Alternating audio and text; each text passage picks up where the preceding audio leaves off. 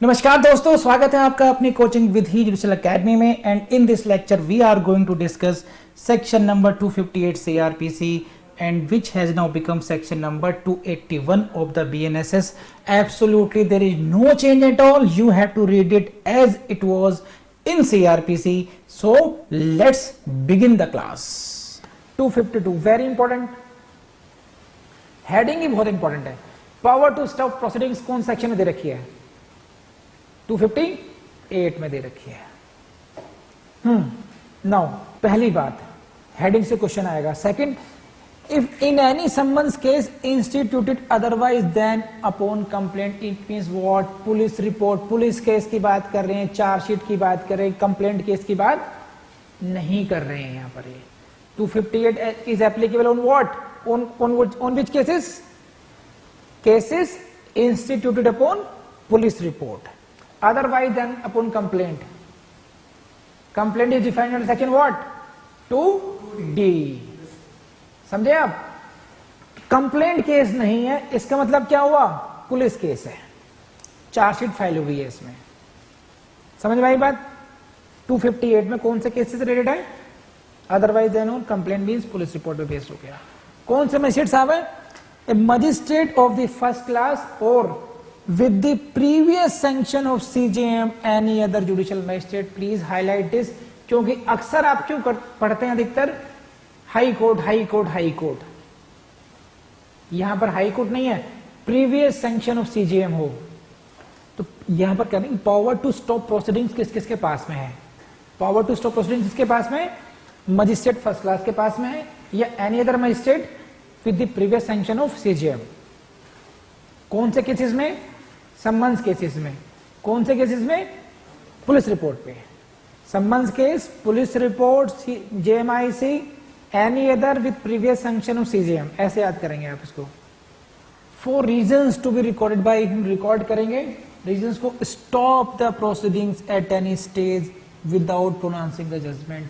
Judgement pronounce किए बिना proceedings को स्टॉप कर सकते हैं, लेकिन इनको रीजन लिखने पड़ेंगे कि ऐसा क्यों कर रहे हैं वो।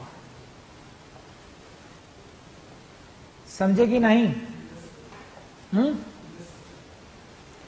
देखो 258 में हर लाइन से क्वेश्चन बन रहा है, तो प्लीज आप 258 को घोटम घोटाई करेंगे पूरा एग्जैक्ट शब्दों में।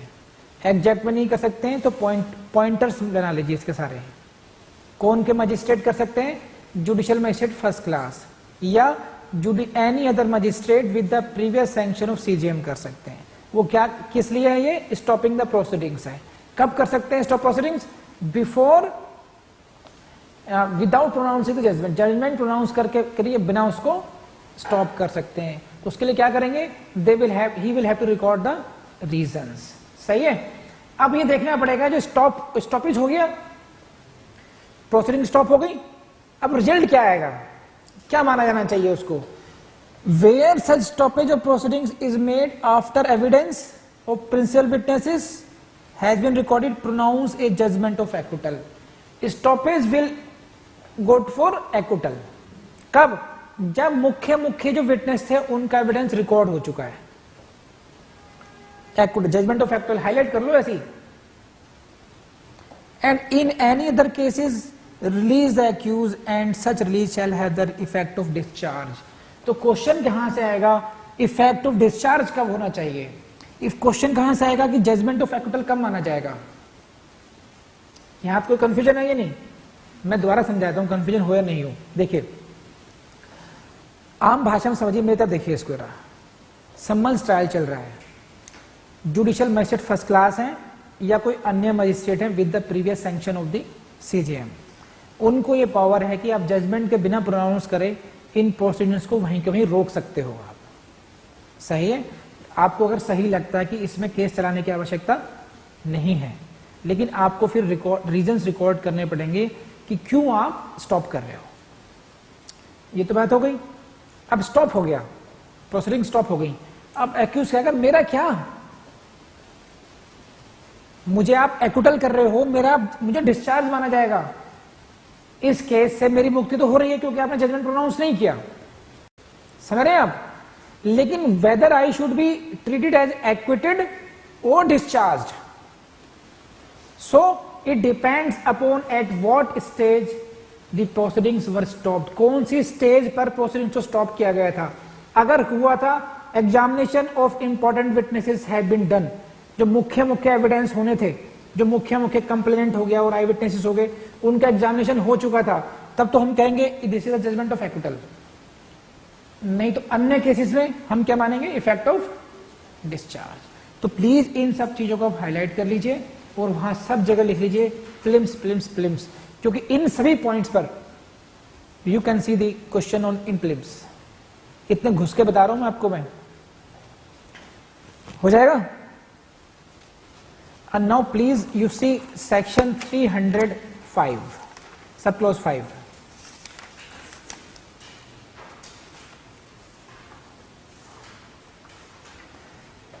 लिख लीजिए सेक्शन 300 पे लिख लीजिए डबल ज्योपेरिटी। मैं आम भाषा में समझा रहा हूं कि एक व्यक्ति को अगर a person who has once been tried and convicted और एक्विटेड, एक व्यक्ति का ट्रायल हुआ, उसका कन्विक्शन हुआ या एक्विटल हो गया, उसका दोबारा ट्रायल नहीं होगा, he can not tried again. This is the principle of double jeopardy. कौन सा सेक्शन है ये, सेक्शन 300। अब इसका एक्सेप्शन है 5, 300 की सब क्लॉज 5 का एक्सेप्शन है। क्या है ये, a person discharge under section 258। मिला आपको, नहीं मिला, हाईलाइट कर लीजिए, a person discharge under section 258। अब 250 डिस्चार्ज कब होता है, जब प्रोसीडिंग्स स्टॉप होती हैं। स्टॉप कब होती हैं, before the examination of main witnesses. आप समझ आ रही बात आपकी, नहीं? तो अगर किसी व्यक्ति के खिलाफ प्रोसीडिंग समन केस चल रहा था, उसका प्रोसीडिंग को स्टॉप कर दिया गया, और वो भी before examination of the main witnesses, and he was thereby discharge, then he can be tried again। उसका ट्रायल दोबारा चल सकता है बिकॉज ऑफ सेक्शन 300 क्लॉज 5। अब समझ में आई बात आपको, ये क्वेश्चन प्रीलिम्स से कई बार आया है, लिख लो। अब बोलिए क्यों मैडम, कुछ समझ में आ रहा है? मैडम और सर लोगों से ही बात कर रहा हूं, मतलब सभी से है। Madam includes sir as well, act includes omission, sir includes madam, madam includes sir, तो डोंट माइंड। तो सर नया कनेक्शन ये 258 को आप 300 क्लॉज 5 कनेक्ट करके पढ़िए, रटना नहीं पड़ेगा आपको। 300 क्या कहता है कि once a person is tried, acquitted or convicted thereupon, he should not be tried again। लेकिन अगर एक व्यक्ति का ट्रायल शुरू हुआ, सम्मन्स केसेस में हुआ, और प्रोसीडिंग्स वर स्टॉप्ड, ठीक, and thereby he was discharge, then he can be tried again. लेकिन क्या करना पड़ेगा, with the consent of the court by which he was discharge. जो सेक्शन 300 की 5 में लाइन है उसको हाईलाइट कर लीजिए। उसके जरूरत क्या है कि जिस कोर्ट ने डिस्चार्ज किया था उसको, स्टॉप प्रोसीडिंग की थी, उस कोर्ट की कंसेंट पर ही उसको द्वारा ट्रायल चलेगा। ही can be tried only with the consent of the court by which he was discharge. मैं क्वेरीज लूंगा बाद में, आपकी लिख लीजिए कोई क्वेरी हो आपकी तो यहां से क्वेश्चन आता है कि कब ट्रायल चलेगा, with the consent of the court. कर लेंगे साहब। तो दोस्तों ये वीडियो आपने देख लिया। अभी तक के जितने वीडियोस आपने देखे हैं, जितनी क्लासेस आपने की हैं, उनको रिवीजन करना मत भूलिएगा। और YouTube की जो लिमिटेशंस हैं उनको हमने और मेकओवर करने की कोशिश की है हमारी अपनी वेबसाइट से। तो don't forget to explore our website, that is the vidhijudicial.com। Thank you very much.